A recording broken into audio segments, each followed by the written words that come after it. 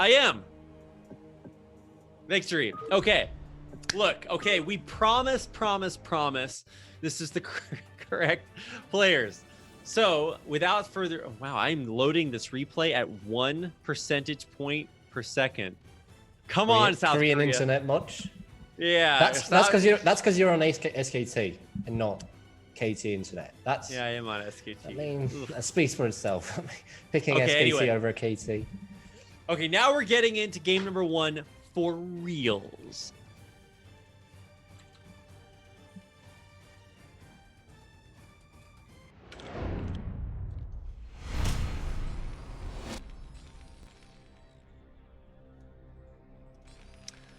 Okay, here we go in the 12 o'clock location, this time playing Terran.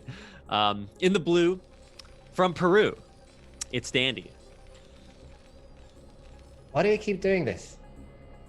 He's the only Terran. And you're stealing his introduction from me. Look, Why can't you all do this? have nice why, things. why are you bullying me? Would you You're like just to like Kicks. You're worse than Kicks. Look, okay, yeah. For one, I am not just like Kicks. I am at least 2 centimeters taller and way more handsome, okay? So, look. Now, getting Dandy's introduction out of the way, spawning as the white Zerg in the bottom left, representing Belgium, he's eOnzErG.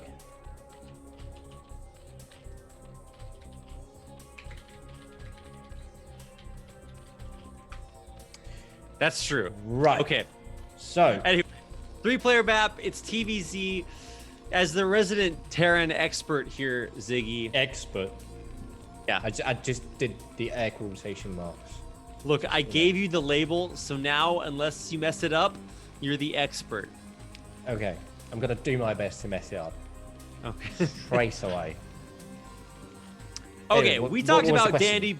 Well, there's no question. You're just supposed to say Well, you smart were- expert things. You were And then- setting it up, you know. Look, like, okay, I was I'm the expecting a looks question. here, okay? Look, somebody's got to be the talent. So that's you. Well, anyway, we all Pick characterize the wrong Dandy. guy. We all characterize Dandy as being a bio player. So we're thinking maybe some 2 racks openers with 4 racks, maybe 5 later on. But we're not doing any of these like Goliath shenanigans. Like no. We're not doing the Kogut mass raids. No. None of this. Okay. We're building the barracks. We're making the Marines and medics, and we're trying to bust through some sunken walls. Yeah, probably going to be a very standard buy opening. We do see that racks opening. There's no gas being taken, no 1-1-1. Dandy hasn't confirmed his opponent's opening just yet, so he needs to commit that early Marine, and this is going to put him a little bit behind, considering eOnzErG did go for a hatch first. You know, Dandy could have gone for that as well had he scouted in the wrong or in the right direction, but obviously going to have to commit to a bunch of Marines early on, just because he's, you know, in the dark still. And it's not going to come into play too much, but, you know, little incremental things. It's like compounding interest. It's like investing, you know? Every little thing matters in the long run.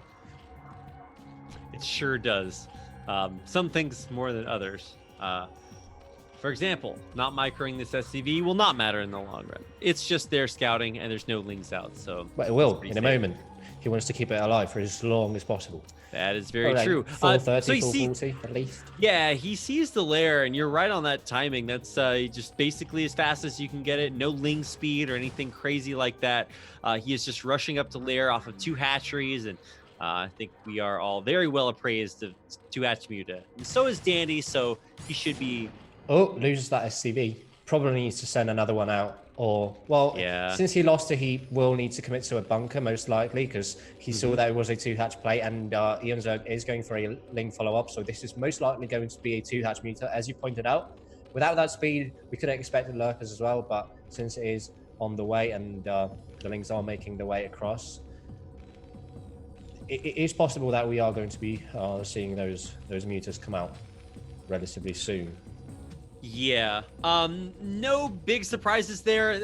You mentioned sending out the other scout, and I'd say this is like such a huge hallmark of watching Flash play is that he always has an SCV out on the map. Like you kill his SCV, there's already one on the way to take its place. It's crazy how vigilant he is in scouting, because right now it's a cold, dark world out there for Dandy. He has no idea what is up there. He can see 4 Lings run in, 4 Lings run out, and he can't explain that because he doesn't know what's happening on the other side of the map, even though he's pretty sure. Oh my God, he's gonna get an SCV. No way. SCVs have way too many hit points, Ziggy. Yes, he's playing a really risky game here without that bunker, because for all he knows, eOnzErG could be going for a Ling Flood. Obviously, that is not happening, as we can see that there's a third base being built by eOnzErG, and in a bit of an unorthodox position, because it's way closer to the Terran, whereas you would expect it to be somewhere in the bottom right, so that when Dandy actually decides to move out, the distance between the main base of the Zerg and the third is as well. The bases are as far apart as possible, so as to make reinforcing a little bit more difficult for the Terran, and obviously to make Mutamicro a little bit easier to cut those reinforcements off. Now, the Lings are getting into the natural once again. They're very low on HP, but they might get one more. They do get one more SCV in the natural, so probably. I love it. That's definitely an eOnzErG special. I don't know if he's just a hashtag Big Soulkey fan, but that's like so classic. You just run 2 Lings in and you're that guy. Okay. Well, hey, look at what we got here, Ziggy. The third base placement right next to Dandy. I don't know if you're expecting that, okay? Yeah, you're not. As I said, you're probably expecting that third base to be either in the bottom right main base or at the 12 o'clock, maybe. So to make those bases as far apart as possible. Mm-hmm. So now he's not even going to have to commit to too much defense there, because it's very unlikely that Dandy is going to scout it. He is sending an SCV out to the bottom right to confirm if there's a third. Yeah. So he's obviously going to get bad info off of that. One thing I would point out is the timing on Marine range. It is nowhere close to done. Just now starting that, and that will make these Marines a lot more vulnerable to the 9 mutas that are about to hit them here. Well, at least he has Stim. Moving out without Stim would be suicidal. But yeah, as you're pointing out, microing without range on those Marines is going to be more difficult than normally. But then again, these players are playing from opposite ends of the earth, basically. One being in Belgium, the other in Peru. That's like 10,000 kilometers. So micro is going to be a little bit more difficult. As we can see, eOnzErG is going to jump on top of the army. Gotta clear it out. How difficult is that micro, Ziggy? I mean, for the Terran, right? For the Terran. He had fewer Marines than there were Mutilates. It obviously wasn't going to be a problem for eOnzErG to clear that army out. But the point is to do it as efficiently as possible. Yeah, I mean, that's it for that bio ball. And now the shoe, as they say, Ziggy, is on the other foot. The muta's running across the map, and there's no bunker. So there's no safe place for these Marines to hide here.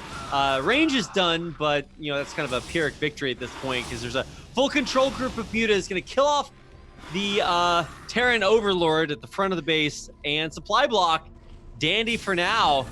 I don't know about attacking into 3 turrets, especially with repair. I feel like that may not have been the weak spot in the Terran base, Yeah, I don't think going for those turrets was the right call, because Dandy is only on 4 barracks, and you can quite easily abuse 4 barracks just by picking off Marines and then reducing that Marine count over time, because the Terran just simply doesn't have the same reproductive capabilities as a 5-racks player.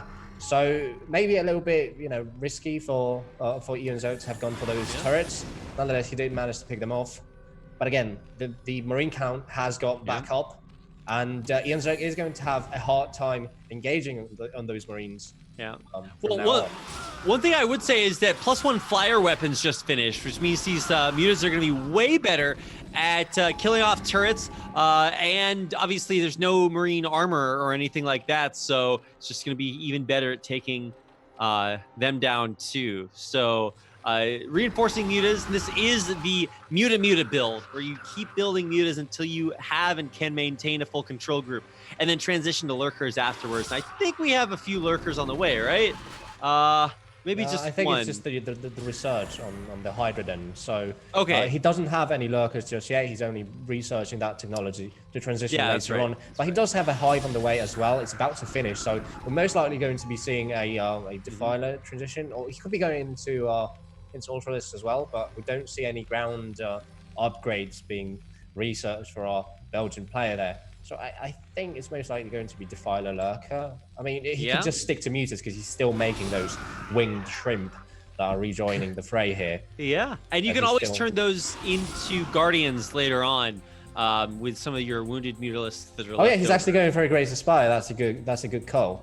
So, because you can kind of abuse the top right, there's so much dead airspace. If you look at the natural of the Terran player, there's so much dead airspace that the only way to deal with those would be with basically starports. And even though Dandy is switching into that technology, he's got that science facility up. He's got those 2 starports. He might get caught off guard by that technology.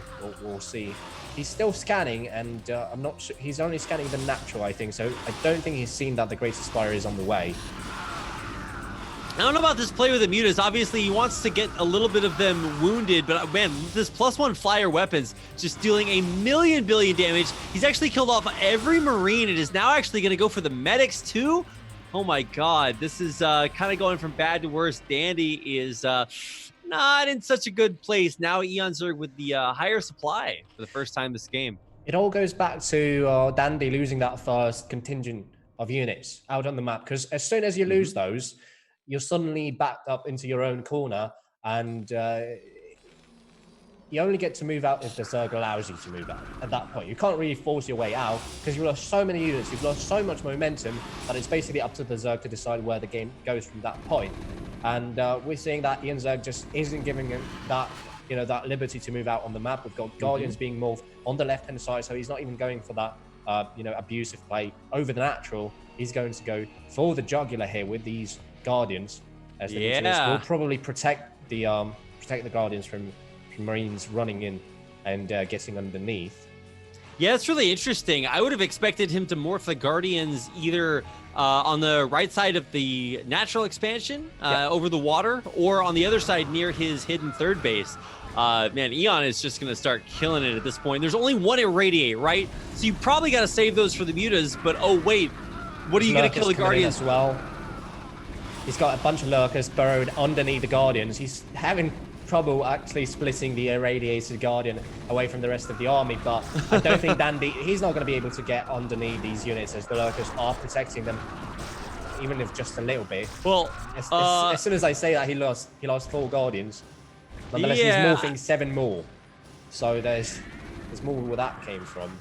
He also has an idle Guardian on the right-hand side, so you do need to supplement Guardians. They are not just units to win the game by themselves, kind of like Reavers, It's you need something else there. You can't put Guardians in shuttles, but let's see if the workers can actually get the job done.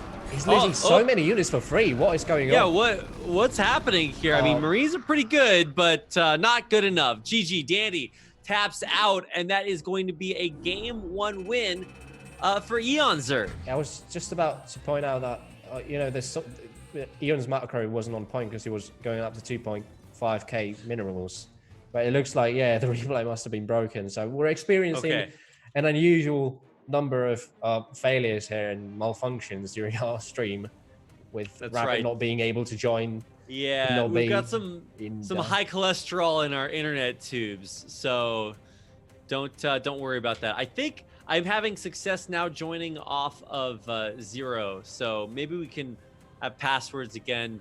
It doesn't look like we need them because all of you guys are being very nice and not joining our unprotected lobbies here. So thank you. Now come on in, there's still 5 spots left. Feel hey, free to whoa! Jump in. Come on. No, they're closed. Okay. These are premium spots. I'm selling these. Nice troll. Yeah, that's what we do, Zero. We auction off observer spots for Patreon subscribers. See? That's a good idea for raising money. Do not do that, but anyway, I'm thinking all the time. Okay, game number 2 is on Neo Transistor, which is weird because I would have expected eOnzErG to pick this one, especially if you're a Terran player and you spawn on the left-hand side of this map in the 9 o'clock, good luck defending against mutas there. And it's clear that Eon is a muta boy. So let's get into game number 2 and see if eOnzErG can take it again, or if Dandy can bring things back and tie the series at 1-1 on Neo Transistor.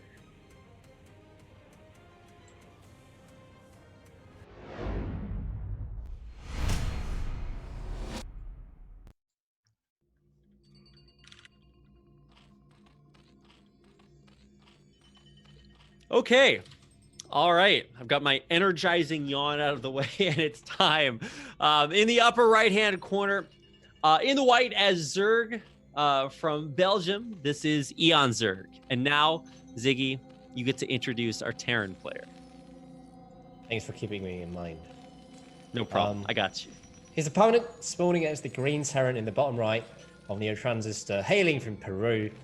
We've got Dandy, the last Terran hope in the BSL. Yeah.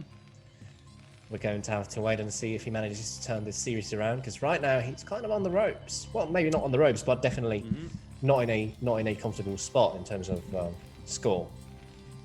Now, one of the reasons that Dandy's Peruvian compatriot Terror is so good is because even when it comes to things that require a lot of technical micro, he can do that on whatever turn rate you want him to. I was talking to Terror and Dandy when they were at the Corrupted Cup and asking them, ha ha ha, Peruvian lag, ha ha. But for reals, what's it like playing on LAN with all these players that you play against, online when you're back in Peru? And they were saying that it feels like the game is like twice as fast as it's supposed to be. And I'm like, well, Brood War's already pretty fast, so to feel like you're playing Brood War incredibly quickly must be quite the feeling, It has to be like when Goku was training with those weights, right? And he took, when he was traveling to Namek and he switched the gravity of the ship to like 100 times. And then when he switched it off, he was like godlike and then turned Super Saiyan fighting Frieza or whatever. So that must, kind of what it feels, that must be what it kind of feels like, right? Something like that. I mean, it definitely has to make it a lot more difficult, but obviously there's extra precision and, they get the benefit of playing the game like almost everybody else plays it. At least everybody else out here in Korea, where, dude, if you don't get turn rate 24 as a Korean player in Korea, oh my goodness. You get so mad. What are you doing? I've got a VPN, right? And a Korean VPN, and like 60% of the games I play against Koreans, when I switch it on, I get so much abuse, like so much verbal abuse that the game is lagging. The worst part is I understand what they're saying, right? And I'm just sitting there, not even being able to block them because they've got like weird nicknames. I would have to type every letter in. You can't type it in. Well, I mean, it's not they don't have Korean names. They've got just like strings of random letters and numbers, and then typing those in would take so much time that I would just lose the game. So that's probably the worst part about playing against Koreans. Nonetheless, none of that here. We've got a bunch of links coming across the map to try and get inside the main base of Dandy, but he's right on top of that ramp with a bunch of SCVs and Marines protecting his main base. And the SCV on the other side falls once again, and it's only been 3 minutes and 15 seconds. So, oh, no way he got a leg in with 3 HP. Okay, look, that is not allowed. There. Okay, finally, we sent the bug exterminator there. The Terran Marine now with 2 kills. What a boss. It's not the biggest of deals. You kind of expect 2 racks here. If you know that your opponent is playing bio, then 2 racks here is the go-to build. You don't just go for like 1 build, 1 racks plus 1 into 5 racks. I mean, you could, but 2 racks is much safer. And Dandy is already fixing the mistake he made in game number 1 by sending out another SCV to try and confirm what his opponent is doing. He's going to see the timing of the Spire as well, so all good on that front as well. There's a 2 hatch as well, so with 2 hatch, meters obviously pop out at 6 minutes. If it's 3 hatch, it's 6:30. If you're J-Dung, it's 5:40. That's how I've been taught timings. Yeah. Pretty fast. I used to practice with another Polish Terran, not Koget, but Rasowy. You might have heard of him, and that's how he told me the timings. Yeah, it's 6 minutes. If it's 2 hatch, 6:30. If it's 3 hatch, and if you're Jadon, it's 5:40. Like I would ever use that kind of knowledge, right? Like I would ever play against Jadon. I mean, maybe if he gets out of the army at some point, and somehow I get godlike at Starcraft, but you know, well, bearing in mind, Corrupted Cup, 40-40. You guys will be playing each other's Bionic Descendants, and Bionic Caster Me will be there to cast it. So, anyway, as far as this game goes, it is once again just going to be 2 hatch Muta. This is a little bit like when Boneth beats people with Zealots. It's like, well, I'm just going to keep doing same thing I've been doing, and if you can't beat it, then I'm just going to keep winning these games. And currently, it looks like we're right on track for eOnzErG to hit with almost exactly the same kind of build that he did in game number 1, but he's really light on lings. He built 4 lings. They all died. How many Zerglings does Eon have now? He has a Zergling. That's it. About the quality, not the quantity. Yeah, okay. Tell me more. If you thought defending against Mutalisks, like 2 hatch Mutalisks, was difficult on Sylphid, I mean, look at this map. Look at how wide of an arc he would need to cover with turrets. I think when Radley, he misclicked and lifted his command center in the main base. Oh my God. Yeah, he just had to, he replanted it. But, you know, it is going to come into play. Look at those SCVs bugging out. They're too far away. There's only 1 turret being built. Oh my God.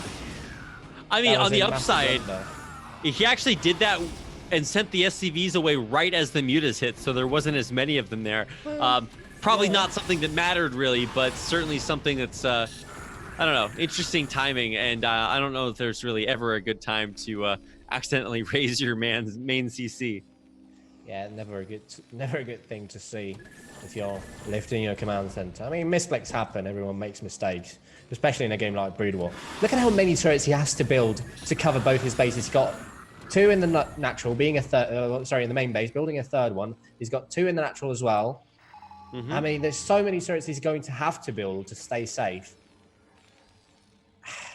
It's really a difficult map to play against Zerg. Yeah. And it doesn't just go for Terrans. It's also quite a good map for ZvT as well. And eOnzErG is coming into the main base once again, targeting 1 of the turrets. Yeah. Going to go for another one as well. Only picks up the SCV building it. Nonetheless, damage is damage.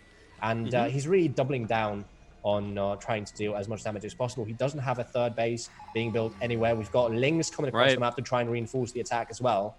And the Mutalisks are relentless. 11 Mutalisks jumping into the natural, picking off 1 of the turrets, now turning onto the Marines as the Lings inch ever closer.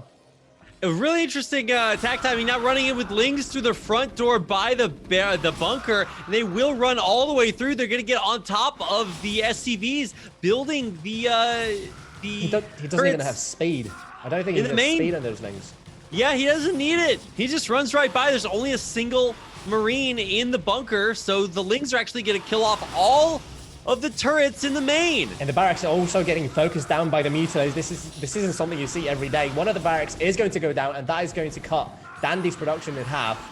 Well, it's burning. It's on 37 HP, and the Lings are still ravaging the main the main mineral line of our turn player. Oh my God! Dandy is not responding, only now pulling back the SCVs.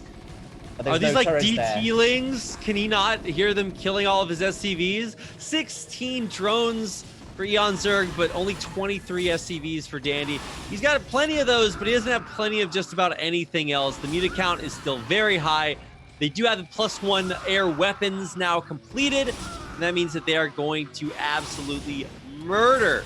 Remember how I said on the ground. eOnzErG plays an aggressive style of ZvT?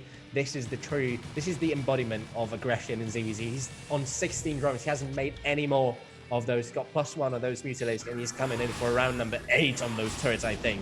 There are no turrets in the main base, no SCVs mining either, and more units falling for the Seren player as Dandy is struggling to regain control of his main base. More and more turrets also getting picked up by the Flying Shrimp as the barracks are once again the target of our Zerg player. He's relentless. More and more Mutalisks coming across the map. Look at how many Mutalisks he's got AFK north of the base of the Terran player. There's 5 more he can reinforce the attack with.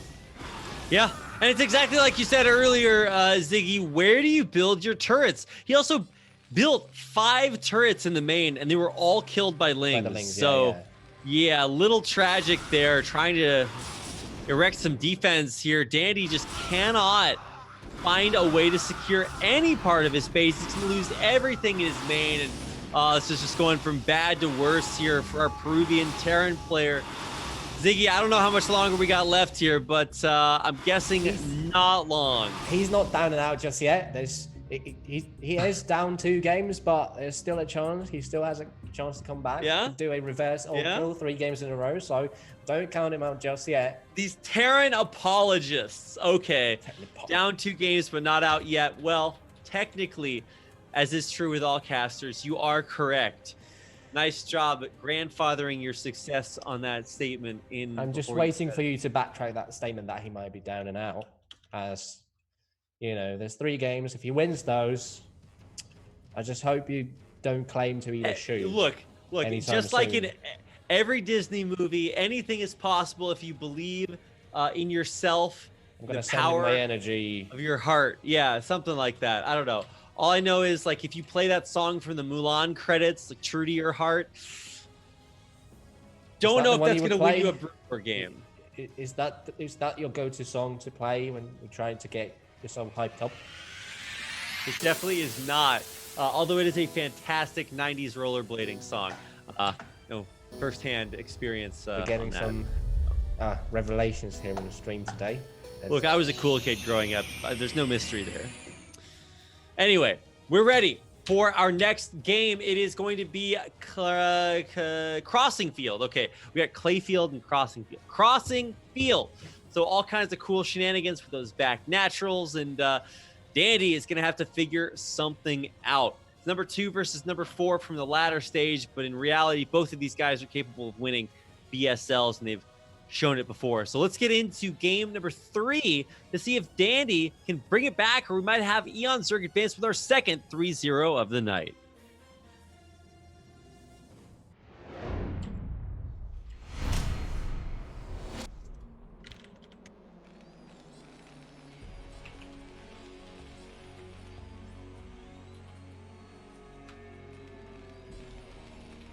All right, here we go. It is time for game number 3, and in the upper left-hand corner, I should let you intro this, Ziggy.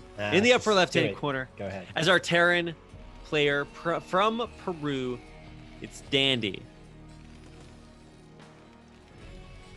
And his opponent, currently up 2-0 in the series, in the Great Trunks, representing Belgium, he's eOnzErG.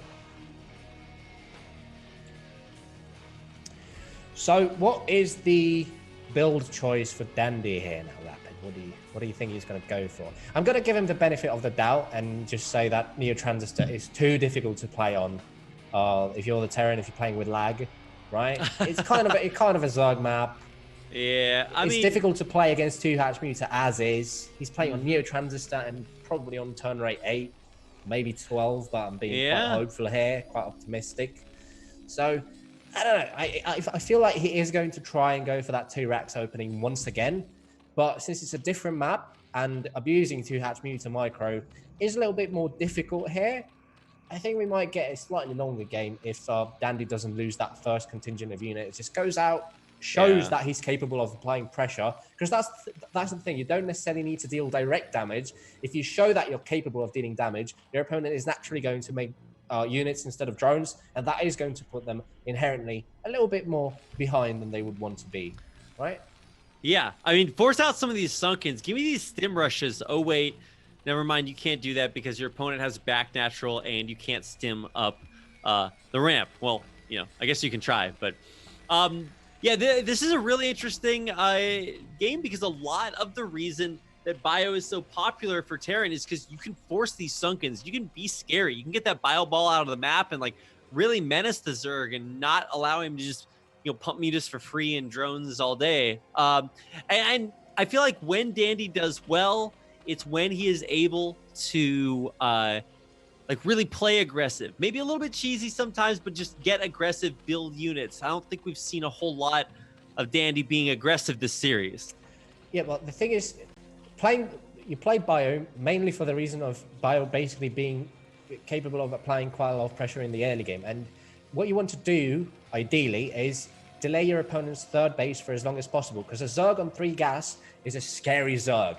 And on a map like Crossing Field, you basically get access to your third gas for free, right? You've got that back natural. Now, obviously, it has a reduced resource count. It's only 2,000 gas on that has-been guys at the back of your base. Nonetheless, you do get access to that third gas relatively quickly. So, if it weren't Dandy, if it were somebody else, I would actually risk the statement that mech would possibly be a little bit better on this map. Yeah. Unless it's a timing, unless you're going for like an I don't know, 2 factory tank timing maybe. We've seen a couple of Terran players going for that in Ghoster League. Obviously, this is a slightly higher level, a different caliber of player. But I don't know. I think it's going to be Bio. Nonetheless, I think mech might be a little bit stronger given the fact that Zerg just inherently gets access to that third gas.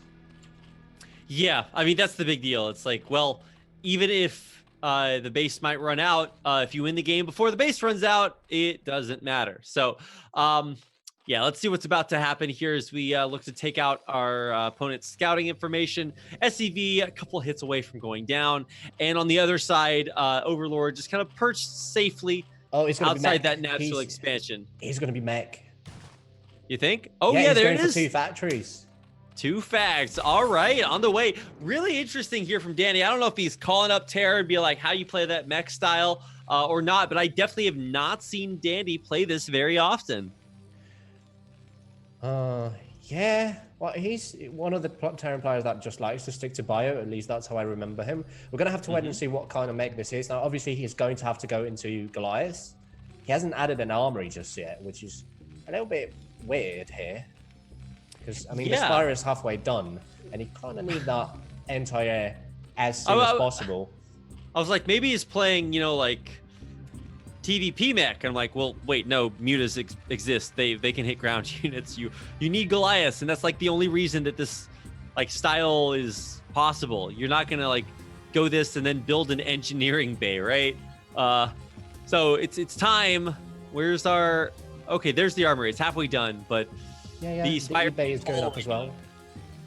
You're gonna need turrets either way. Even if you're going for Goliaths, you always need those turrets. So that those Goliaths do have some solace in knowing that there's more units or more buildings helping him defend. I mean, the first mutas are nearly out. These are going to be like Jadong mutas. Look at them. They're really quick. Going to be like 540, 545. Yeah. Ooh. And then this is the super potent, not only because there's a third hatch coming behind He's going for a third factory. He's not going to have the money to pump out Goliaths and build turrets at the same time. It's so greedy. I don't think this third factory is called for. Not just yet. Yeah. The first turret is going up, but it's not going to be there in time. So I was thinking that he was going to skip the engineering bay to build the extra factories and just go for Goliaths instead of turrets, which is maybe not ideal, but he's the big brain here. But no, he goes for everything, and now he's going to have 2 Goliaths out. Yeah, I think Dandy might be dead. Well, he's got one turret. No, I think he's dead because eOnzErG can just cam the production. He's going to jump onto the other Goliath as well. And now he's going to have free reign of the natural mineral line that is not protected by any anti-air whatsoever. The one Goliath has no support either. The turret is burning. It's going to get repaired, but one more Goliath does fall before that happens. And yeah, eOnzErG has free reign of the main mineral line of his opponent. The turret's well late. Is he going to cancel Charon boosters? Probably not, actually. You cancel that upgrade, that is gigantic. But as is, you know, he was able to stop the building of a bunch of turrets. He was able to stop mining in the main, which is gigantic. He's done so much damage with just 6 mutas, and he can build infinity more on the way because not only does he have that extra base, but he also has +1 air weapons on the way again. Yeah, and he's got 32 drones against 32 SCVs.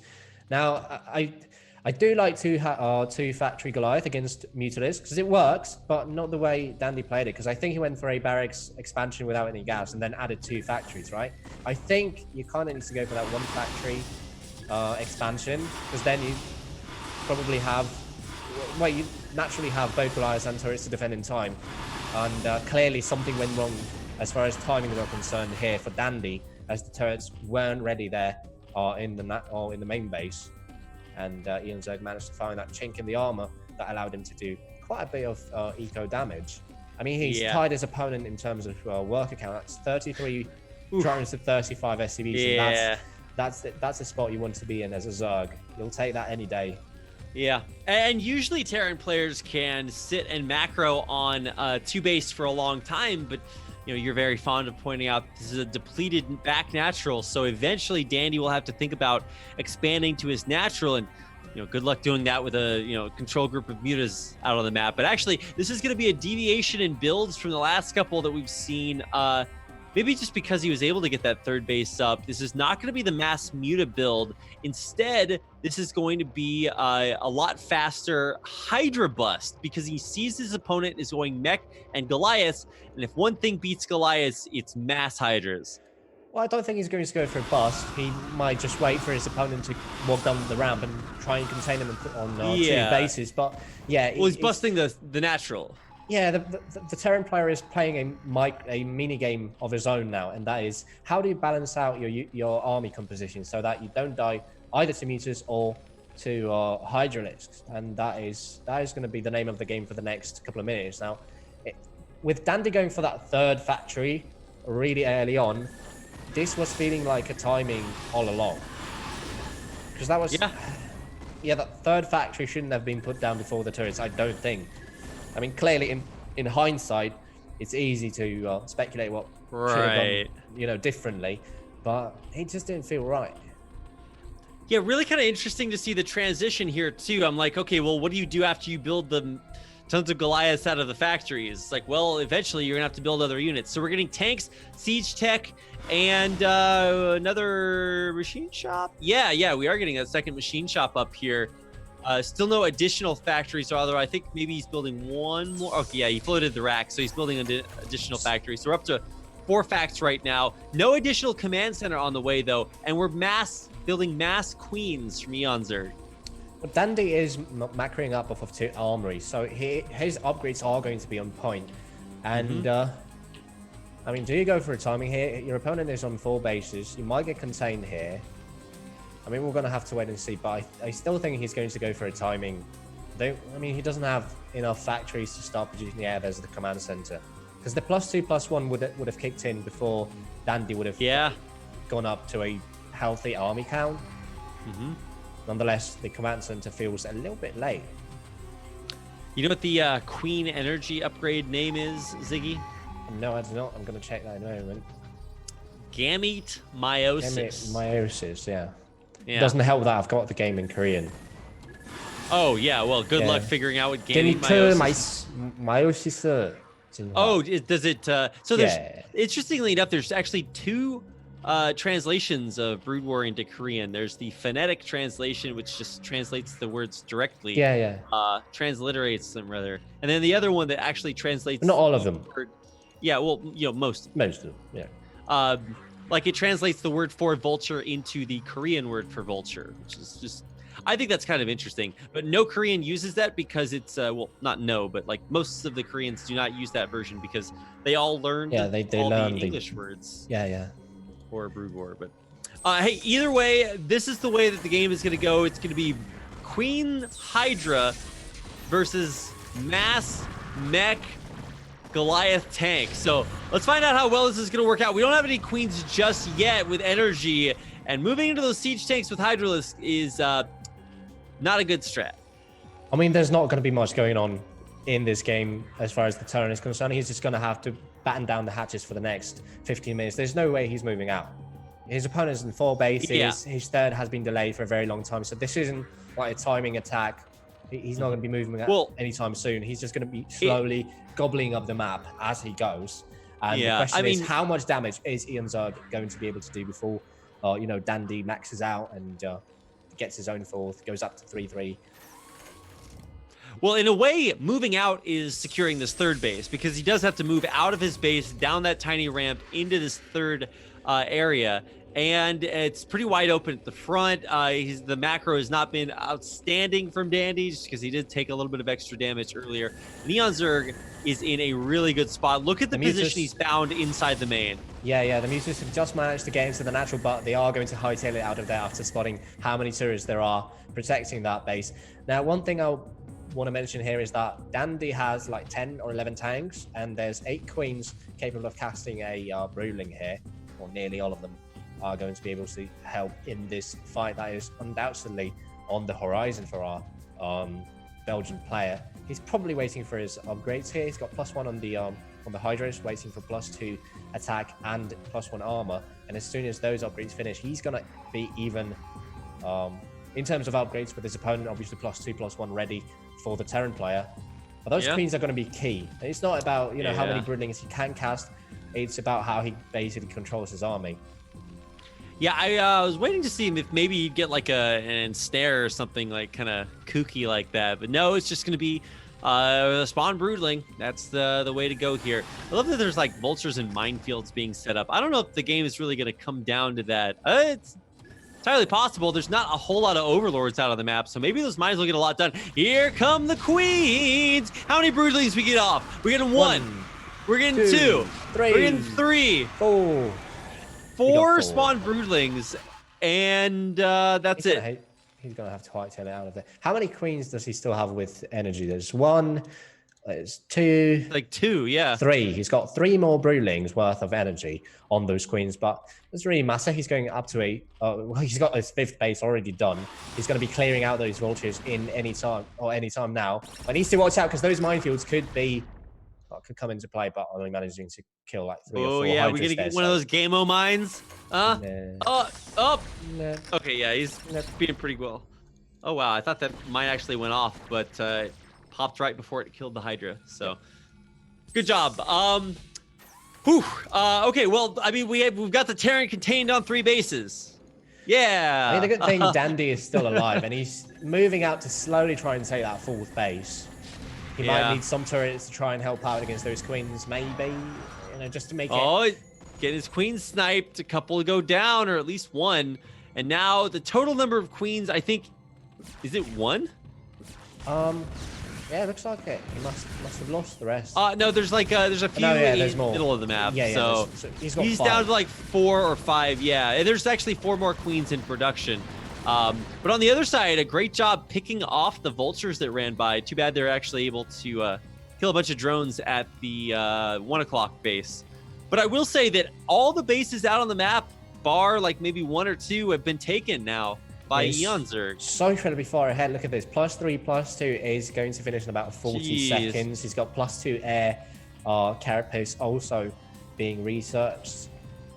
It's going to be difficult for Dandy to play this game. But again, the point here is that he can't move out. He just needs to slowly try and move along the bottom side of the map, try and take this 4th, then transition to that 5th base around the 6 o'clock. But the question is eOnzErG going to allow him to do that?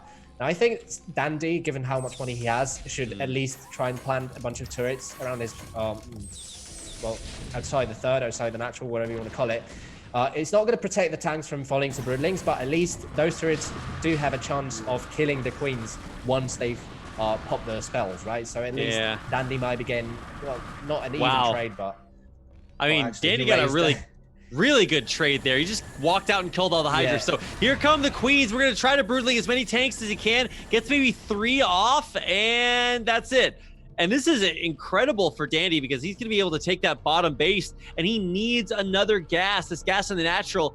One of the reasons Dandy's macro actually really slipped there for a while. He was up to like almost 2K minerals. He just had no gas. His depleted gas in the back natural was, obviously depleted. Gas in the main is getting incredibly low, and then also you've got the gas in the 3rd that had not really kicked in yet. Yeah, I wasn't expecting. Sorry, now is Dandy getting back up to like an actual economy. But here we go. Meat grinder. We're running the queens in again to try to get the spawn Broodling off, but he actually can't micro that many queens. Oh, the tanks were in siege at the top. He was re-sieging to try and reinforce at the bottom. Meanwhile, the Hydras do come in, but once again, it's a meat grinder. And suddenly, eOnzErG just threw it away. About 50 supply worth of Hydras for relatively free. Yeah, I mean, Hydras are great as a counter to Mass Goliath because they do beat the Goliaths in equal numbers, but they are ultra giga bad against siege tanks. So you do not want Hydras in your army against this, super strong mech army. But I don't know if it's too late to switch out of it or if he just desperately needs to spam it. Because here we go again. Well, round number 3 coming in. 4 queens with a bunch of energy for broodlings, but there's so many tanks around the third base, around the natural. He could quite easily reinforce. Meanwhile, the Hydras do walk in once again into the meat grinder. Yeah, there's just, this broodling just is not doing anything. Like, it did kill off the tanks, and actually, it appears to have, at least for now, allowed Eon to move in here. But look at the tanks. They move up, they siege up, and Eon runs away. Yeah, I mean, this game it's like eOnzErG saw these spinning blades of a strimmer and just kept putting his hands in, hoping something would happen, but obviously that's not how it works. And it feels like eOnzErG is doing his best to throw away the lead he's built himself this game. I mean, he's still got the eco lead, he's got his 6th base, but Dandy did manage to secure that 4th. Now, he did run out of money both in his natural and his main base, so it was, he desperately needed access to a new mineral patch as well as that gas. But he's up to 72 workers. He's got 3-2 plus 3 armor is just about to finish as I speak. The Vultures have found the 6th base, and I don't think they're going to be able to pick it off. The mine's placed a little bit every drone there, so they got rid of a bunch of them. Now down to only maybe 6 drones left. That is not an incredible amount, because the Vultures also got into the 11 o'clock base. 11 o'clock, yeah. And they killed almost every drone there, and the Vulture's still alive. The eco is still relatively healthy for eOnzErG, so I wouldn't worry about it too much. But it's the lead he threw away in that he allowed Dandy to take that 4th base for dirt cheap. Like, he threw away about 50 or 60 supply worth of Hydras there before he managed to do anything against those tanks. So, oh my god, this one Vulture has 8 kills at the 11 o'clock base. It's crazy. Finally gets cleared out by a Hydralisk, but Eon's army is not gonna scale at all. So he's going to be going into the Ultra Swarm, and I guess or Ultra Defiler, I guess. That's good, but it's very, very gas intensive. So he's obviously got to mine gas from 2 of these bases where he cannot. Dandy at this point has 20 tanks, so the Queens didn't really do the job they were designed to do in this game, right? They were there to cast those broodlings on those tanks over and over again, and it just didn't feel like he got the value he was looking for there. Planting mines wherever he can, as the Ultralisks are undoubtedly going to run over them at some point.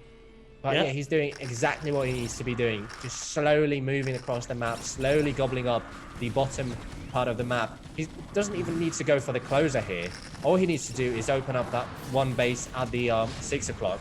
Now, we are going to be seeing a bit of an engagement in the center of the map. A couple of Darkswarm coming down to try and protect those Ultralisks, but all of those units fall, and suddenly eOnzErG finds himself 40 supply behind his Peruvian opponent.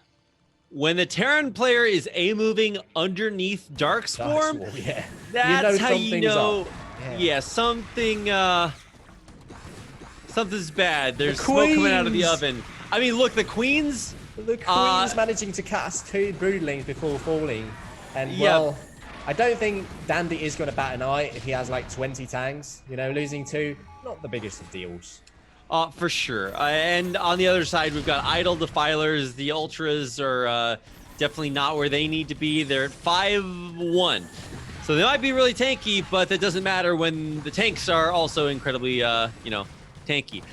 So let's see if he can make a dent in this army. If Dandy maybe overextends, Cracklings get under Darkswarm. None of that is going to happen. Everything from eOnzErG dies, and I think Dandy's in the position to take it. Yeah, 183 supply against 151, and eOnzErG just keeps committing to the same composition that, didn't manage to break this Terran army twice already, and this time he doesn't have any Defiler support, he doesn't have any Queen support. It's going to be pure Ling Ultra. Well, he's got 1 Defiler, so that's going to be like 2 Darkswarms, maybe 3. Yeah. before it falls as well. I mean, eOn's gonna continue to try. 3 ultras picked off for free there. Wow, that is brutal. Oh my god. Well, yeah, you're right. And all the links at the top are gonna get picked off here. I mean, a little bit of an attempt made by eOn to stop that 11 o'clock base from getting broken, and so he does have a really good Dark Swarm with Hydras killing off tanks and Goliaths underneath that. So, yeah, but at the same time, he just lost like 5 ultras attacking through the south. Right. So yeah. even though that Dark Swarm did save his, 11 o'clock, he lost like 5 ultras trying to go into those tanks at the bottom. And he's going for a bit of a counter, but there's so many mines that 2 more ultras are going to find their demise. Yeah. Kind of looks like eOnzErG wants to turn this this game into like Civilization. He wants one more turn, one more game, and I think he might get it. Dandy is really fighting his heart out here. Played a different style, which maybe he wasn't as familiar with, but executed it well enough to be able to hold on against endless waves of eOnzErG's units, and he will be rewarded.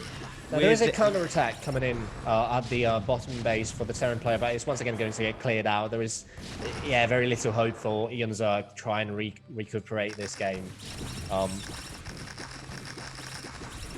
An expertly played Mech TVZ from our Peruvian player, but I think quite a lot comes down to eOnzErG just not knowing how to handle this kind of defensive Terran position. Ooh. Yep, and that's going to do it. GG. eOnzErG taps out, and for the first time in this series, the Peruvian Terran... Terran! That's Sorry, right, Ziggy. Had to get it out of my system. The Terran player did, in fact, win that game. Now, was that the Terran player winning or Zerg player losing? It's a valid question. I think eOn was in a very good place at several moments during that game. Unfortunately, did not stay that way. And so Dandy is able to take game number 3 and take us to a 3-1 or a 2-1 scoreline. Not 3-1 just yet, but I mean, maybe this is Dandy's ticket to the round of 4. Because, the early game seems like eOnzErG seems untouchable in the early game, right? Even in that game number 3, which he did end up losing, he got himself into such a favorable position that, maybe it's all in the late game for Dandy here. Maybe this is the style he is going to be, relying on, try and get himself to the semis. I mean, it would be maybe not the way I expected to see him play, but I think it's pretty clear that eOnzErG is very, very good at 2-hash Muta, and especially against Bio, he's kind of got Dandy's number a little bit. And I don't blame Dandy for switching it up a little bit, because it was pretty clear from the first 2 games that eOnzErG was very, very comfortable playing against that style. So let's see what happens when we get into game number 4, which is going to be on Gladiator. So definitely a very large map. Those low ground mains can absolutely come into play. So let's do it. Game number 4 on the map Gladiator.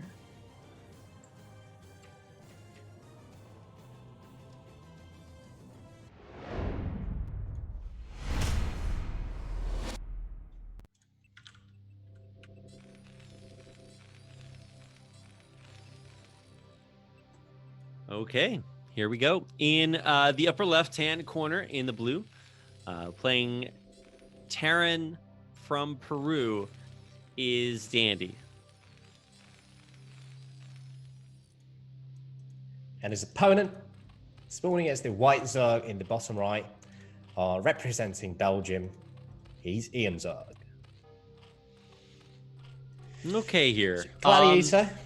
Another one of those maps where Zerg historically have felt rather comfortable, right? It's not as bad as Transistor, but I still feel like Gladiator is one of those maps where Zerg really shines. Yeah, absolutely. I mean, there's tons and tons and tons of bases. They're all pretty spread out, especially cross spawns. Like, you're not going to get pushed, or none of these like Sashin stim pushes across the map. No, probably you're okay. Now, I mean, one thing you might have to worry about is 8 racks on Gladiator, right, Ziggy? Yeah, a BBS. More like. Yeah.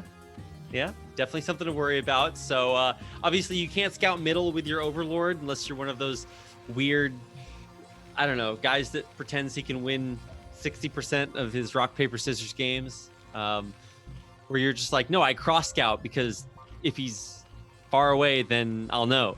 Like, well, yeah, but if he's close, then you might just die. So, yeah, not going to scout the middle. So maybe it's a little bit scary right now. But as we all know, Dandy is not going for any super aggressive move. He is probably just going to go back for, I mean, maybe not a 1-1-1, but certainly seemed very comfortable with that factory opener. So Gladiator it definitely has more bases than Crossing Field, obviously.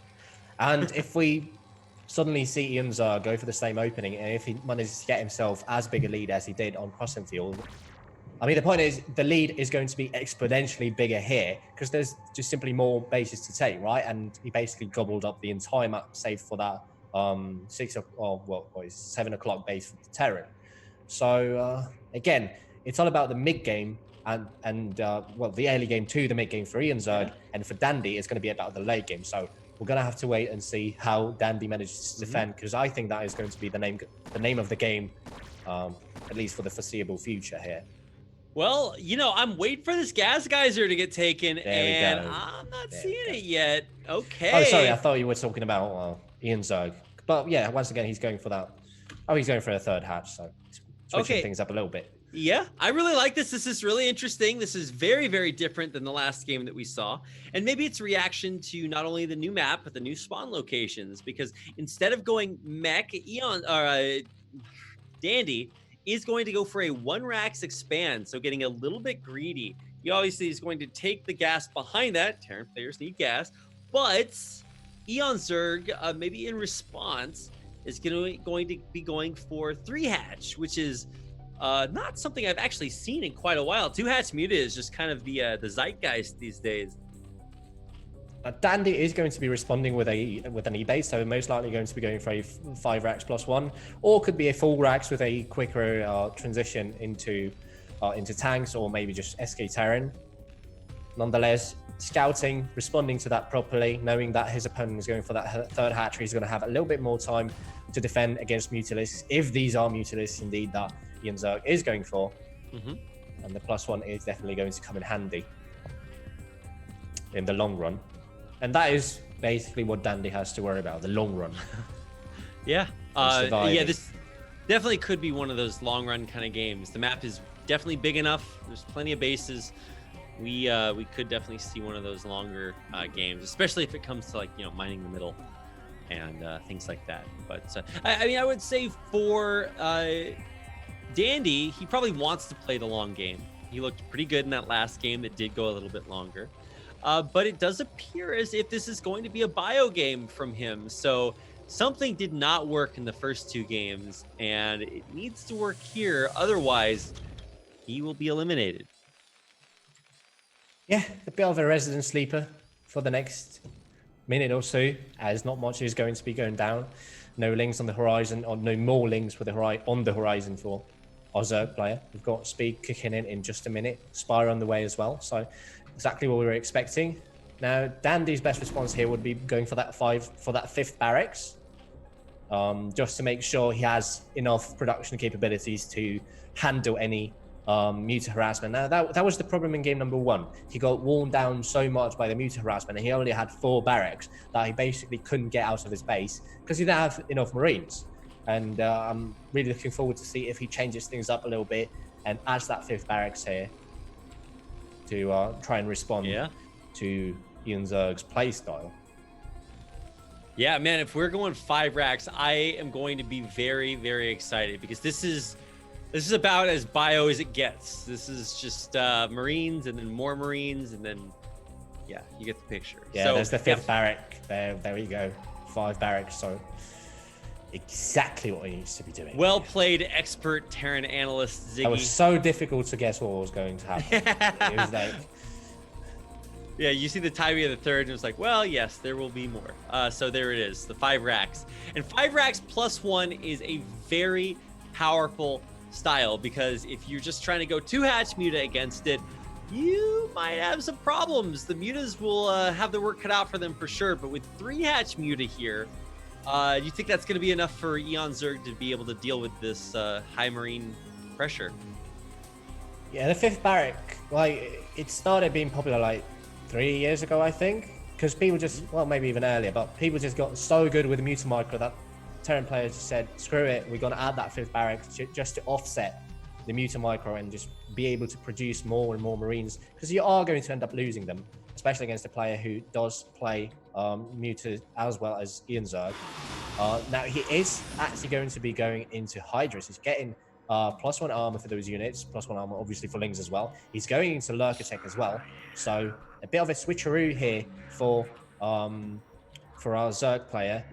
Now he does have that one flock of mutas floating around. He is seemingly adding more, so the switch is still quite far away. Now what Dandy needs to do is make sure he doesn't lose these units, and there are Lings to try and reinforce this attack for eOnzErG.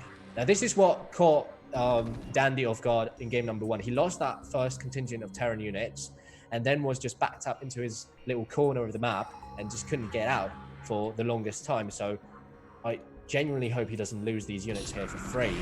He finds the link, so I think he knows that he needs to head back home. Yeah, that's exactly what he's doing. He stimmed the other, he stimmed the other control group of Marines. So good on him. Yeah, I really like that realization once he found those Lings out there, because that's the easiest way that you just lose your outer bio ball for sure. Now he is a little bit more confident now, but moving up and down high ground's a little bit rough there, a little bit of a mischance, allowing more Zerglings to get on top of the bio than otherwise. And while he might have noticed this and run back before, he's I mean, he did kill off all the Lings and a few mutas, but yeah, he killed off like 5 mutas there. But well, the problem is eOnzErG is switching. He's not playing a pure muta style. He loses one more of those winged shrimp there on the other side. But again, Dandy doesn't really care as much because he has that 5th barrack. That is really key here. He's going for a 6th one, so this is going to be pure SK Terran. He's getting that factory, but we are going to be seeing 2 starports come down relatively soon. Now his gas is a little bit late, so I mean he's got 750 banked up, so it's not going to come into play as much. And look at how quickly he rebuilt those Marines. Oh my god. It's all thanks to that 5th barrack. Or barrack. I mean, the downside is that, yeah, you're not going to be maybe looking to expo quite as quickly. You are just building lots and lots of barracks. Now, 6 racks. I mean, look, there's just 1 unit he will be building quite a few of. That is Marines. So let's see how good they are.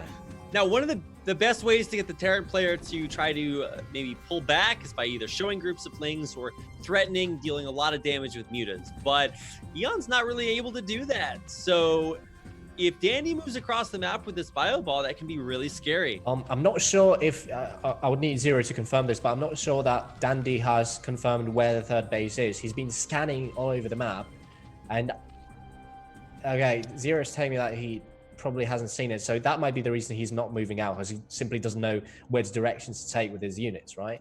Okay, yeah. That could be it. He could also be maybe a little bit hesitant to see what is coming next. You know, if this is just going to be mass mutas, obviously it's a different style. But I believe he did see a lurk. No, maybe he hasn't seen the lurkers yet. We kind of need to. He's lost track of his opponent's army movement, and that is something you need to worry about when you're playing bio. Because if you suddenly move out to try and attack, and there's lurkers or mutalists cutting off your reinforcements or running into the natural, that is a sure way to lose the game in spectacular fashion. And as soon as you lose track of your opponent's units, you kind of need to play a little bit more defensively, and that is exactly how Dandy is switching things up, or how he's adapting to how the game has gone. And there we go, we have that SK Terran transition. We've got those 2 starports pumping out units, Radiate on the way, +2 attack on one of the E-base is spinning as well. We've got another E-base on the way, so +2 armor is going to be on the cards as well in the near future, as Dandy's just powering up on 2 bases. Still no 3rd CC on the horizon. So yeah, you know, no 3rd CC, so that is going to be, I mean, maybe late by traditional standards, but he's got a lot to work on right now, whether it's the science vessel tech, getting those 2 out 2 at a time, irradiate upgrades, blah blah blah. This is going to be a very pivotal moment in the game. Either Dandy's able to do that, get it all up and running and out and deal tons of damage, or not. And if eOnzErG can get this Defiler tech out, that is going to be a big deal. Yeah, Dandy hasn't managed to delay anything in this game so far. Like, he's been on his side of the map basically for the past 11 minutes, right? So, yeah, I mean, how do you delay this Defiler tech at this point? You are going to have to straight up play against it, right? eOnzErG has his 4th hatchery up, or his 4th base. I don't know how many hatcheries he actually has. He's got Defiler tech on the way, probably going to get that 4th gas taken care of soon as well. But looks like we are going to have a bit of an engagement here. There's still 5 lurkers remaining, 4 more as the Marines do close the gap. The Mutalisk all falling to the Marines, and it looks like Dandy will clear out at least the army on the left-hand side as more lurkers do burrow on the high ground there. Yeah, actually the lurker flank with the high ground advantage, dealing crazy damage there because of the mischance. Finally, more reinforcements come in from Dandy, and I mean, that was still a win for Dandy. His bio is very strong.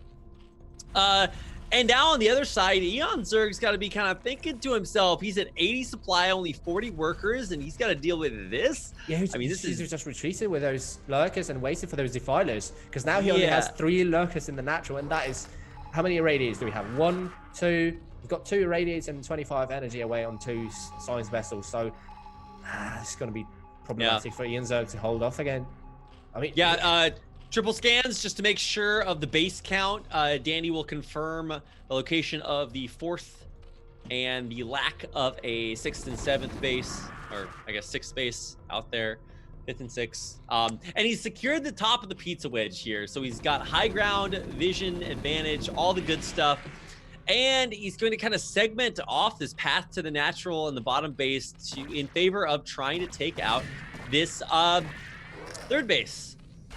Yeah, it's a bit of a guessing game for the Zerg player now. Where is the Terran going to commit, right? There's basically 3 locations to have to worry about. Your natural, the 3rd base, and the 4th base. And we do see that there are Nidus canals everywhere.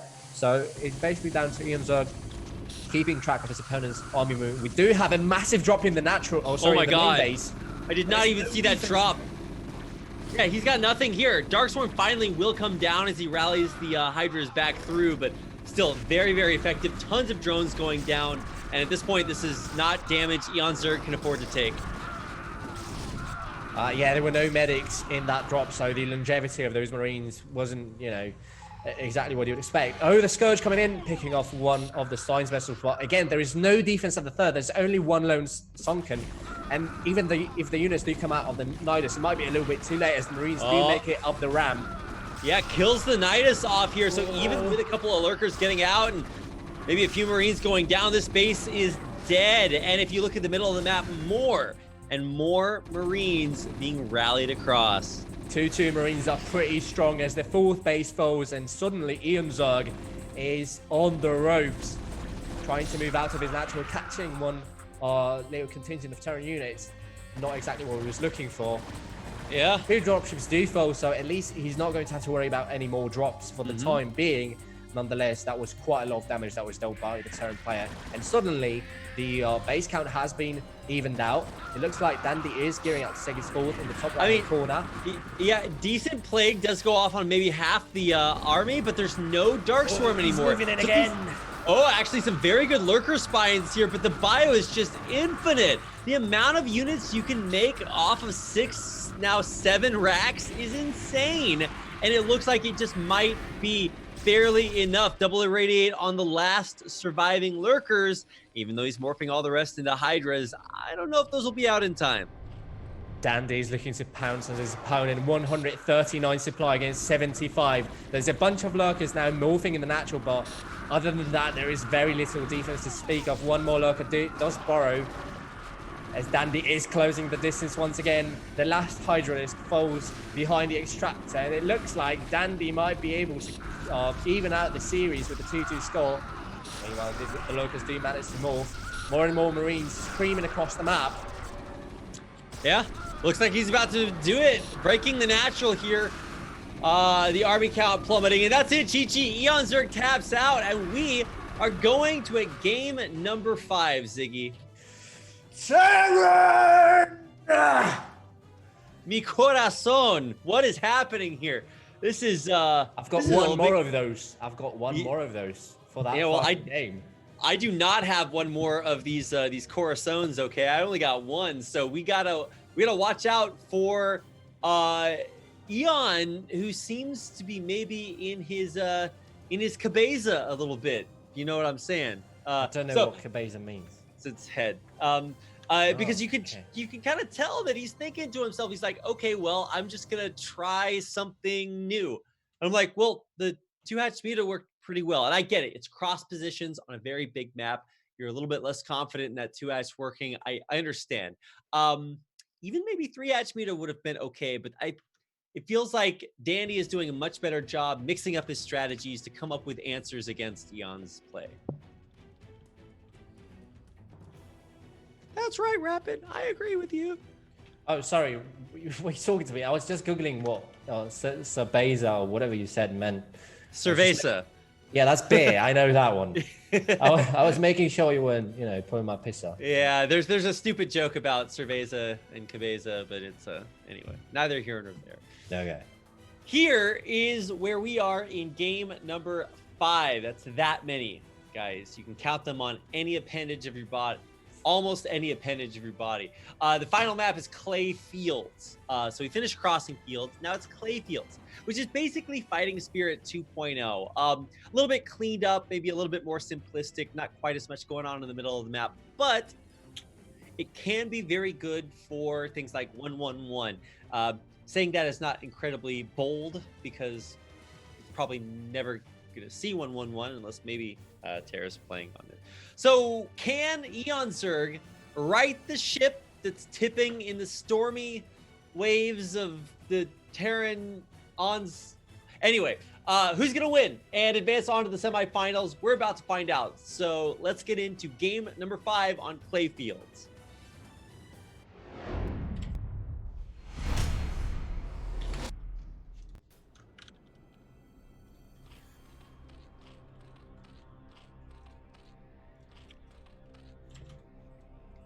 All right, here we go. In the upper left-hand corner in the white, playing Zerg from Belgium, this is eOnzErG.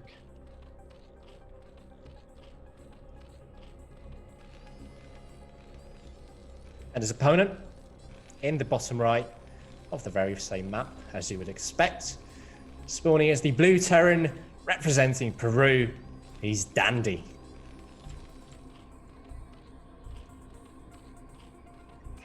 So you were saying that you're kind of expecting 1-1-1 here. Well, I was saying, okay, so one of the reasons that 1-1-1 can be really good is because it kind of throws off your opponent. The only problem is that if you spawn close and 2-hatch comes your way, obviously that can be a little bit rough. And one of the biggest weaknesses of 1-1-1, again, people keep telling me it's coming back. I'll believe it when I see it. I think it kind of died when Flash said not even he could play it to its, finest potential. Because the idea is that you have options and you have to use your intelligence, your vision, your scouting, your badassery, your goodness to use those options in the most effective way. The only problem is that is so hard to do, especially when your opponent is able to see that you're doing it and just run you over. Things like this eOnzErG that Effort and Soulkey used to really pound down on 1-1-1, and a lot of very strong macro or very strong aggressive styles from Zerg can really put a damper, put the kibosh on it. So far, eOnzErG has been doing what we kind of expected him to do, right? That muter opening basically every single game. So if you're Dandy, do you want to go for a build that gives you a little bit more scouting and like control on the map in the early game? But the trade-off is your transition into bio might be a little bit delayed, might be not as clean as you would hope for. Or do you just bank on your opponent going for the very same build for the 5th time in a row and play what has proven, to be successful on Gladiator and was what could have been just as successful on Neo Sylphid if he hadn't lost that first move out? I think you just go for a straight up bio build. Yeah. Without any That's exactly what he's going for. He's not going for that gas. Yeah. So this is going to be an expansion now. Obviously, he needs to make those Marines because he still hasn't confirmed what his opponent is going for. He hasn't confirmed that this is a pull first or a hatch first. That's why he sent out 2 SCVs just to be extra sure he's not going to die to any cheese in game number 5. Game number 5. Yeah. So one of the reasons I call this Fighting Spirit 2.0 is kind of what you mentioned. Talking about the bio play. One thing that can be kind of also Fighting Spirit 2.0 about it is that natural expansion can be really hard to put turrets in. It's a little janky in where you can put them behind your mineral line and in the natural. So I mean, you never put turrets behind the mineral line because they get picked off for free. So it's always between the mineral line and the ECC. And this build is this spawn is basically like Fighting Spirit in the bottom right. So it's not as difficult. It's basically Fighting Spirit if you're defending against Mutalisk. Yeah, well, some maps you can put them behind your mineral line, but there's not high ground there, so it's okay. But in this situation, yeah. Well, not really, because you kind of want to get the Marines under the turrets to support them. The turrets themselves don't work as well if they don't have Marine support. I mean, maybe there's a bunch of maps you can do that, but I wouldn't certainly not this that one. here. Yeah. Well, here we go. We're right back on that 2-hatch Muta. So I like what I'm seeing from eOnzErG. It certainly worked very well for him before. This is still one of our big maps with cross spawns here for our players. So let's see if Dandy has figured out the secret, okay? Because he is building a factory after that 1-1-1. Oh no, it is 2 factories. Yes, right? yes. All right. Beautiful. Okay, so. You remember when that cheesy five factory Goliath build came out maybe a year ago? Not really, no. Yeah, it was all the rage. I feel like who was it? It was this is maybe a year and a half ago when Cadenzi was killing all the female players. And everyone was playing just 2 factory Goliath into 3rd in Korea. Like that was the build. So maybe there could have been a 5 factory, but I can't really recall. Well, that's like the all-in, but this is, as you have correctly counted, 3 factories on the way here. What, 3? Where's the 3rd one? Oh, no way, that's an eBay. No, that's an eBay. Fake news! Okay, I got excited, all right? It is 2 factories, Ziggy. There you go. Yeah. Well, it's on time this time. Right, I think the Spire is about to fit. Yeah, these turrets are going to be on point this time. So eOnzErG isn't going to find as much damage, or at least I wouldn't expect him to find as much damage as he did on Crossing Field. And I'm interested to see how Dandy changes things up, because this is obviously a much bigger map than Crossing Field, and we're in a very similar spot to where we were on Gladiator, where if the Zerg manages to get an advantage in the early game, that advantage can grow exponentially because there are just so many bases you can take. I'm really quite curious to see how Dandy changes things up. Is it going to be a timing attack? Is it going to be a designated macro build? There we go. We have that 3rd factory going up once again. But I don't think it's as quick as the one in Crossing Field. So yeah, I mean, so there is a bunker this time, and we kind of cheated without getting one of those before. And on the other side, I think the gas was maybe a touch later. But the biggest thing is we're getting carapace instead of weapons here. So let's see what these mutas do, and if he feels like going mass muta would be better, or if he wants to go for a transition, because he did that last game, and maybe he could have gotten more damage done. So not a lot of actual SCV deaths, pulling them away from the mutas who have found that sort of hidden corner away from that turret. The Goliaths getting very low, 5 HP and 25. 2 of them are going to get picked off for the cost of just 1 muta. And a 3rd Goliath is going to fall. So despite having the right timing here, it looks like no repair on these Goliaths either. So he skimped out on turrets. He only built 1 around the natural. Oh, sorry, around the main mineral line. I think he could have committed to 2. Well, look at that. The turrets are actually behind the mineral line in the natural. I think it's a bit of a mistake. You want to build because you can build those turrets on this, or in these spawns, you can build these turrets like in the bottom right on Fighting Spirit. I think it's just better. Although with Goliaths, they've got more range. Yeah. They've got more range than Marines. Yeah, they're going to be fine with Charon Busters. Does he have Charon Busters yet? Yes, he does. He must. Yeah, there we go. Yeah, you can tell by their little rockety things, obviously. But Rockety things. are we really going queens again? Oh my god. Okay. All right, Dandy. Queens on the way. Gaming Meiosis in Yes. production. So you tell me, Ziggy. How do you think queens worked last time? I think the answer is they didn't. Yes, correct. You get bonus points on your test for that one. I mean, Don't talk to me about tests, mate. Oh yeah, okay, sit all right, three all right. exams. I got up at 5 in the morning to do some catching up in terms of studying. 3 exams, and do you know what the best part is? I get to do all that again tomorrow before I come back to cast. So we'll see how that goes. Nice. Well, tell Iokin to hurry up and get better. But I feel for you. So no triggering Ziggy by mentioning tests. The what was I gonna say? The litmus test. Oh, never mind. Anyway, let's see how much damage these mutants can get done, because it's clear that they're only 5. They're not being replaced, and so Dandy should start to figure out. Wait a second, we're switching on to something else. Wait a minute. It's only 5 flying shrimp, and I was expecting more. Where'd the rest of biggest them go? catch. Yeah. Yeah. So, how many scans have we seen so far? How much energy does he have left? He must have scanned like. Oh, he's only built those scanners. Yeah. So let's see where he scans now. There we go. Where did the scans come down? In the main base. Yep. So he confirms that there's a Hydra Den and the natural. And the sees natural. the Queen's Nest. But you know that's not an indication of queens. He could just be going for, hive, really quick hive. But you know, considering how that game on Crossing Field went, you could probably assume that queens are on the menu, right? I mean, yeah. Where are the queens? Okay, they're between the natural and the third. Yeah, there's only 3 of them. Yeah, kind of awkwardly in between. They're camouflaged. They're blending in. eOnzErG doesn't have as big a lead as he had back then, right? He didn't manage to find as much damage. Now, he did pick off a bunch of SCVs and Goliaths, granted, but you know it's not as big a lead. So I'm really quite curious to see how he uses these Hydralisks. Now, Dandy needs to watch out because those tanks, again, awfully close to the that to the high Mutalisks. ground is pretty good. And an excellent place to kind of attack from. A lot of damage done, not a lot of units killed, but several of those tanks and Goliaths are a little bit squishier now. And this is really cool that eOnzErG can kind of do this hit and run tactic between the high ground in front of the natural and then in the middle of the map.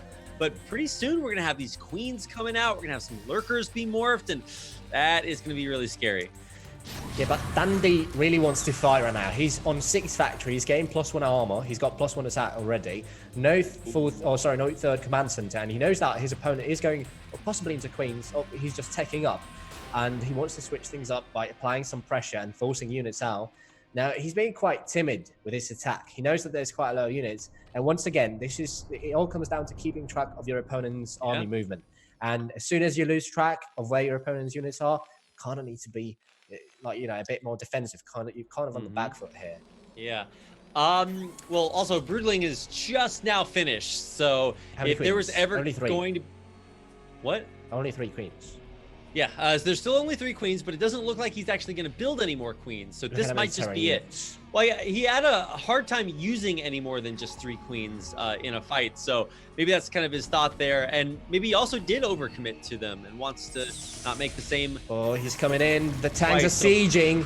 Yep, and he's had time to clone the spawn broodlings. So he's going to get in there. 1, 2, 3 broodlings go off, but is that going to be enough? A beautiful concave of hydras, and this time the Goliaths are in the back, so the tanks are getting picked off little bit by little, but the Zerg barely, not enough. 3 tanks survive with 3 very low Goliaths, and that. Oh, there's a vulture run by in the main base. All of us are playing 1 drone, 2 drones, 3 drones. Let's count together. 4, 5. You know, let's do the vampire from Sesame Street. So many drones falling here as the vultures do have free reign of the main base of eOnzErG. Let's see if the mines do come down. More and more drones being picked off as Dandy is still reinforcing or looking to reinforce the attack. Now it was worth pointing out that he was targeting those tanks constantly throughout the fight. The Broodlings, even though they were attacking the tanks, Dandy just kept targeting the Hydralisks. Oh, this could be dangerous. He's unsieging as the Hydralisks do inch ever closer. But yeah, there's more reinforcements coming in for the Terran player. Well, yeah, I think he wants eOnzErG to take this high ground, which is obviously much easier to defend. So, ooh, this is starting to look a little bit rough. But here, eOn's setting up for this flank. He's going to come up the high ground, but I don't think he realizes the reposition, or I guess maybe he does, but this is not the fight he wants to fight. He's going up a ramp at the top. Tanks. And the Hydra's at the bottom, getting mown down by the mutant, by the tanks. No! Not like this. Oh, this is terrible. Definitely not the fight he wanted. I'm getting few flashbacks here, Ziggy. He's only got 29 army supply against what, like 65 or 64 of Dandy, and he's sieging so close to the natural. Look at that, cutting off the third base. More and more Hydra is falling down, and eOnzErG taps out as Dandy manages to claw his way back in the series after falling down 0-2. Do you want to do the honors, or shall I? Of what? Terran! Okay, that, well, obviously. You got your way, Ziggy. I mean, I did not believe it. I definitely thought after those first two games, eOnzErG was killing it. Yeah, game 3, it's really kind of clear that Dandy was able to not only figure out whatever way was going to work, but then he also figured it out again by going for that 5 and 6 racks in the Pentultimate map there. That last game was really 3-something. Well, I feel like eOn kind of maybe got in his head a little bit, or in his own head. Yeah, in his own surveys, as you said. Cabeza, yeah, sure. Yeah. So that is that's really impressive. It's really rare that you see reverse sweeps happen. I think very special conditions have to be met for reverse sweeps, and I think one of them is a player starting to realize, wait a second, this thing that I do that works doesn't work anymore. So a really cool series. This is one of my favorite parts about going to best of 5s instead of just best of 1s or best of 3s, is because you get the opportunity to have these longer series. And if we'd just been playing best of 3s, eOnzErG would have won after 2 games. So really cool to see a longer series give us such an awesome back and forth. Best part is we're going to get another TVZ next week. Oh, that's right. With yeah, Dandy. That's right. So even though it was we only had one Terran player advance on to the round of 8, he is going to be in the round of 4, which means we not only get him in the semifinals next week, but we will get him in the 3rd place match at the very least, and maybe even the finals on the 16th, which is 2 days after my birthday. So again, cool. quality, not quantity. That's right. Well, we're going to be getting both because Dandy will be in both weeks. And coming up next week, if you are interested in watching the best international non-Korean Brood War tournament in the world, next week we will have Avilov versus TT1. No, that's tomorrow. Oh, it's tomorrow. That's right. That's right. Tomorrow. Fake news. Okay, look. Fake news. Sorry, go ahead. You sure? Yeah. Okay. So tomorrow we'll have TT1 versus Avilov, and then. Because we can't have too many Polish players in the BSL, otherwise it looks like those first 2 seasons. Then it'll be Bonith taking on True Touch in a battle of, some might say the tournament favorite, but certainly 2 of the strongest players in BSL. So definitely don't miss Bonith versus True Touch tomorrow. Yeah, make sure to tune in tomorrow at the very same time. What, 6:30, I think? Central European I think you mean 2:30 a.m. If you're in Korea, then 2:30. Right. Rest in peace, Rapid. Rest in peace, Rapid sleep schedule. Yeah. I've got things in a pretty good place now, so this is easy peasy. I mean, look on the bright side. You don't even need to go to sleep because the ASL qualifiers are starting in 3? No, wait, it's 8 hours. So yeah, you better hit the sack. I will. So no worries about that. Don't know about you, but I had a blast casting today. Yes, really glad I got to do it. So I'm really happy that we have games that, not games that mean something, but long form games that are really meaningful to watch. So Big thanks to everybody else for tuning in tonight for these games. Make sure to tune back in tomorrow. Before we go, just want to give a big thanks not only to people that tuned in, but to everybody behind the scenes, all the crew that's working on the overlays, the website, the programming, the statistics, upgrading or updating the Liquipedia sites, Zero for running all the production behind the scenes as well, and viewers like you or Patreons like you. So a big thanks to everyone for supporting the Bombastic Star League on patreon.com/bombastic. Striker, ARG Sabbath, Kamchak, Moontang, Spacewalk, and Lingen Pump, as well as the $10, $5, and $2 a month subscribers on Patreon. Couldn't do it without you. And we also couldn't do it without Blizzard, Liquipedia, and Esport Fund for contributing to the $2,000 prize pool for BSL Season 8. So that's going to do it. Great casting with you, Ziggy. Thanks to Zero behind the scenes. And of course, to everybody who came out and watched tonight. Make sure to tune in tomorrow for the exciting conclusion of the BSL Season 8 Round of 8. We'll see you then.